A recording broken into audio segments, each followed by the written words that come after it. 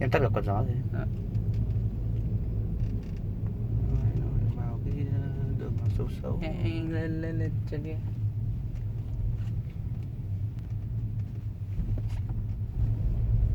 Đấy. Đấy. Rồi. Đấy. Kêu ở đây. Đấy. Rồi. Đấy. Đi thêm đoạn. Hết đoạn đường sóc rồi. Đấy. Vẫn đang kêu rồi.